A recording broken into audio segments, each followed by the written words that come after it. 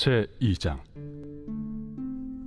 그러므로 우리는 들은 것에 더욱 유념함으로 우리가 흘러 떠내려가지 않도록 함이 마땅하니라.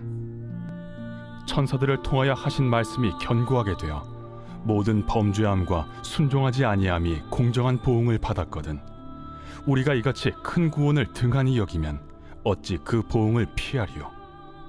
이 구원은 처음에 주로 말씀하신 바요 들은 자들이 우리에게 확증한 바니, 하나님도 표적들과 기사들과 여러 가지 능력과 및 자기의 뜻을 따라 성령이 나누어 주신 것으로서 그들과 함께 증언하셨느니라.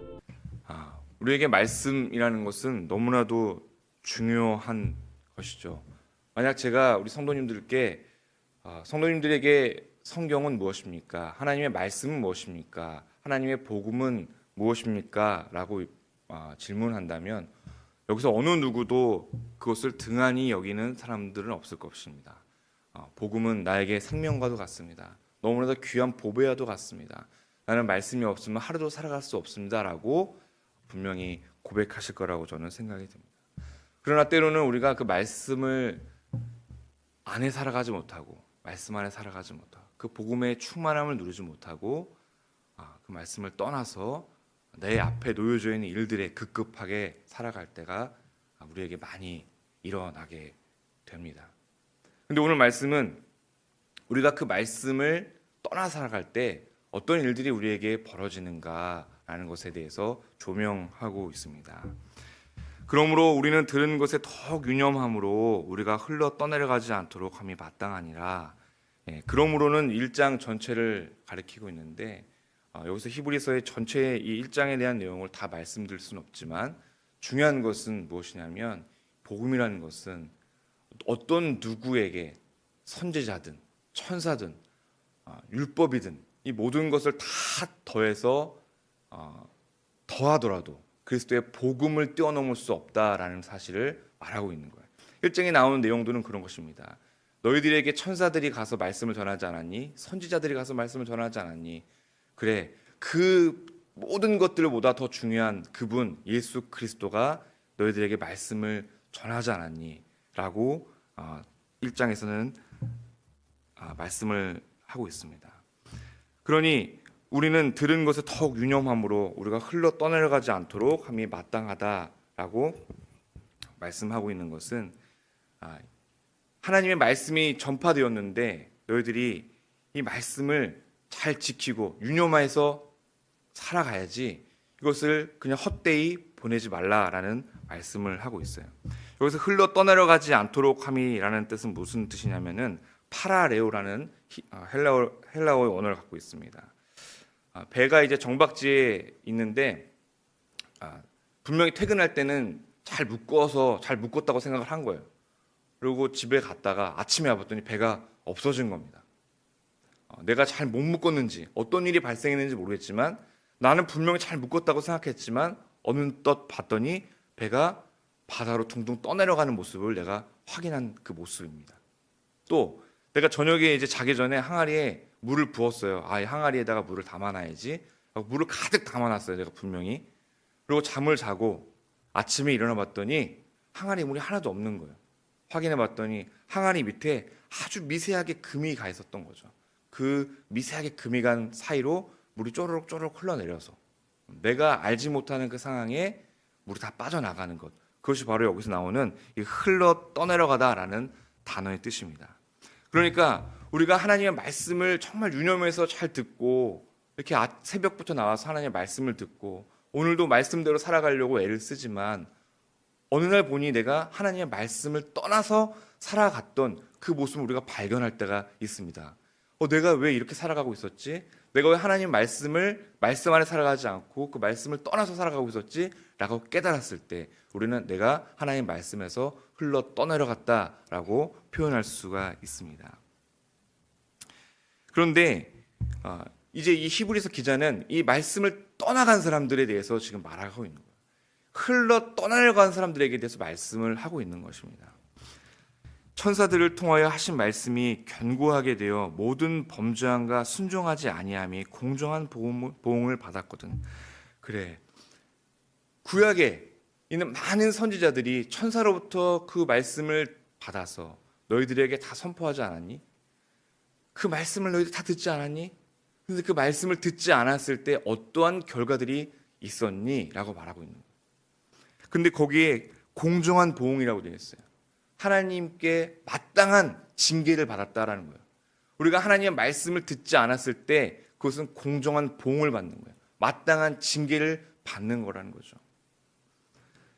우리는 노아의 사건을 보아서 알 수 있고, 사사기를 보면은 또 우리가 하나님의 말씀을 따라 살다가 또 그렇지 못하고 내 마음과 내 뜻대로 내가 하고 싶은 대로 살아갈 때 또 하나님 우리에게 징계를 주시면 그때서야 또 정신 차리고 하나님 앞에 나아가는 그런 반복되는 모습들을 우리가 많이 보았습니다. 바로 그런 말씀을 하고 있는 거예요.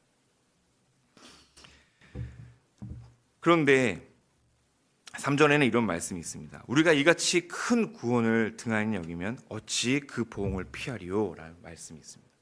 여기서 이 큰 구원이라는 것은 앞에 나와 있던 이 선지자들이 선포했던 모세를 통해서 선포했던 이 율법보다도 더 큰 것, 그것을 표현하기 위해서 쓰여진 것입니다. 그 큰 구원이 무엇입니까? 바로 예수 그리스도이십니다. 그 그리스도의 복음을 말씀하시는 거예요. 우리가 이같이 큰 구원을 등한히 여기면 어찌 그 보응을 피하겠느냐라는 거예요. 그러니까 무슨 말입니까? 율법이 전해지고 모세를 통하여 율법이 전해지고 선지자들 통해서 율법이 전해지고 하나님의 말씀이 선포되었을 때도 너희들이 그 하나님의 징계를 피하지 못했는데 예수 그리스도를 통하여 선포되어진 이 말씀조차도 너희가 지키지 않는다면 너희가 어떤 화를 당하겠느냐, 어떤 징계를 당하겠느냐, 그보다 더 큰 징계가 너희 앞에 있다라는 말씀을 하고 있는 거예요. 어떤 임금이 아들을 위한 혼인잔치를 베풉니다. 그래서 리스트를 딱 정해가지고 그 리스트에 정한 사람들을 목록을 하나하나 체크를 한 다음에 종들을 보냅니다. 내가 이런 리스트를 만들었어. 이 청한 사람들을 너희들이 가서 좀 모시고 와라 라고 부탁을 했습니다. 그런데 사람들이 오기를 싫어하죠. 다른 종들을 보냈습니다. 근데 다른 사람들도 마찬가지예요. 그 종들이 와서 청하지만 별로 가고 싶어 하지 않았습니다. 그 임금이 보낸 그 서한을 보고서도 그것을 등한히 여겼어요. 아유, 나 바쁜데, 내가 해야 될 일들이 있는데, 내가 지금 당장 놓여진 문제가 있는데 그것이 나에게 중요하지 않은 것 같아. 그것 안 가면 어때? 라고 등한히 여겼습니다. 한 사람은 밭으로 가고 한 사람은 자기의 사업터로 가고, 심지어 어떤 사람들은 그 종들을 모욕하고 때리고 또 잡아서 죽인 사람도 있었습니다. 임금이 어떻게 하겠습니까? 임금이 노하여서 군대를 보내어 자신의 종들을 하대하고 모욕한 사람들을 죽이고 그 동네를 불사르게 되었습니다. 우리가 이같이 하나님의 말씀을 등한히 여길 때 그 보응, 하나님께서 주신 그 징계를 우리는 피할 방법이 없습니다. 근데 이 구원을 등한히 여긴다라는 것을 우리가 자세히 살펴볼 필요가 있습니다. 우리가 하나님의 말씀을, 여기 나와 있는 이 저자가 말하고 있는 이 대상들은 하나님을 믿는 사람일까요? 안 믿는 사람일까요? 하나님을 아예 모르는 사람일까요? 아닐까요?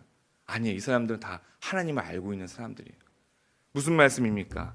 구원을 등한히 여긴다, 복음에 대해서 등한히 여긴다라고 하는 것은 대놓고 무시하는 것이 아닙니다. 대놓고 무시하고 다시는 나는 하나님 믿지 않겠어 라고 하는 그런 마음의 자세라기보다는 복음의 중요성이 얼마나 중요한지 알고 신앙의 중요성이 얼마나 중요한지 내가 인정하지만 나름대로의 사정 때문에, 내 앞에 놓여져 있는 문제들 때문에 그 복음 앞에, 하나님 말씀 앞에 충실하게 살아가지 못하는 사람입니다. 그 사람들은 바로 나이고 우리 모두일 수 있습니다. 그것이 바로 이 등한히 여긴다라고 하는 사람들이 갖고 있는 공통점이죠. 그런 사람들에게 하나님이 이런 말씀을 하시죠. 4절 말씀입니다. 하나님도 표적들과 기사들과 여러 가지 능력과 및 자기의 뜻을 따라 성령이 나누어 주신 것으로서 그들과 함께 증언하셨느니라. 사실 이 말씀은 굉장히 아름답게 쓰여졌죠. 하나님도 표적들과 기사들과 여러 가지 능력과 및 자기의 뜻을 따라 성령이 나누어 주신 것으로서 그들과 함께 증언하셨느니라.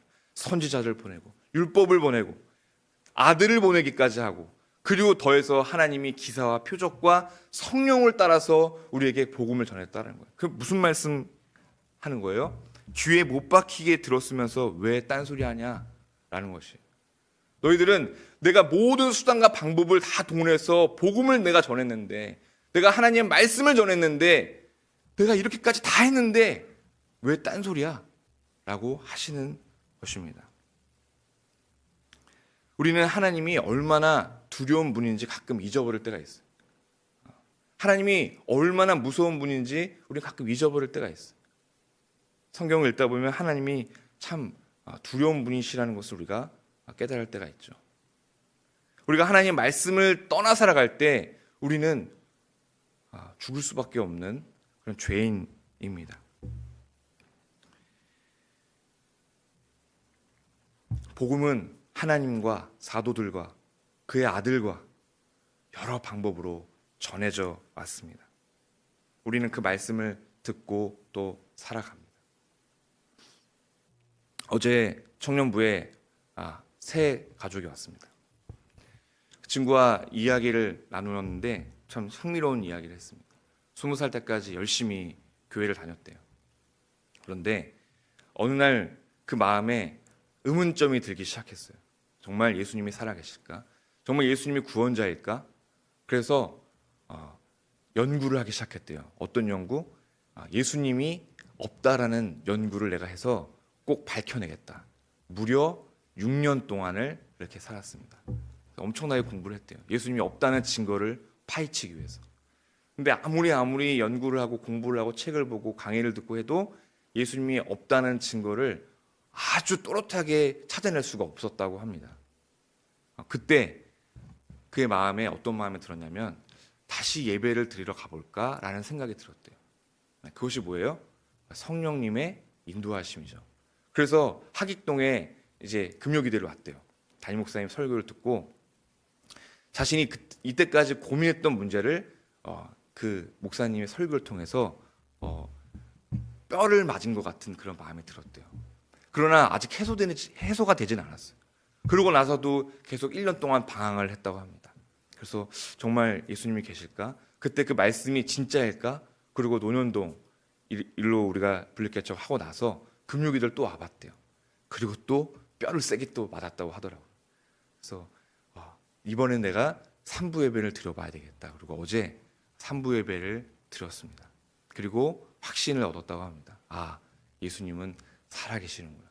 내가 그토록 고민했던 모든 것들이 이 말씀을 통해서 깨달아지는 느낌을 받았다고 합니다. 그리고 청년부 예배를 드렸어요. 우리가 하나님의 말씀을 등한시 여기고 또는 내 앞에 놓여져 있는 문제들, 고민거리들, 의심이 들어서 하나님을 멀리 떠났을 때, 그때 우리를 다시 불러일으키시는 존재는 또 누구십니까? 바로 하나님이십니다. 하나님의 성령을 통하여서 다시 우리를 인도해 주시는 거예요. 너무 놀랍지 않습니까? 하나님은 분명히 징계를 내리시는 분이에요. 하나님의 말씀을 떠나는 사람들에게 징계를 내리시는 분인데 또 다른 한편에서는 안 달라는 거죠. 하나님이 안 달라는 거예요. 떠나갔던 사람들을 다시 불러오기 위해서, 흘려갔던 사람들 흘려보내서 배가 정박지를 따라서 바다 저 멀리 간 그 배를 다시 붙잡기 위해서 하나님이 본인이 자신의 능력으로 성령으로 인도하셔서 그들을 다시 정박지로 불러오는 그분이 바로 하나님이십니다. 우리는 하나님의 말씀을 두려워해야 합니다. 우리는 그 두려운 마음에 이 하나님의 말씀을 늘 끼고 살아야 됩니다. 늘 우리는 그 복음 앞에 순종하며 살아야 됩니다. 그 말씀을 따라 살아가야 됩니다. 그러나 때로는 우리가 내 앞에 놓여진 문제가 있어서 어려움에 닥쳐서 이 말씀을 떠나가고 내 문제에 골똘히 매진할 때 그때 또 우리를 불러주시는 분, 그 부분이 바로 하나님이십니다. 오늘도 그러한 하나님을 의지하면서 복음 앞에 순종하며 따라가는 저희 모두가 되기를 주님의 이름으로 간절히 축원합니다.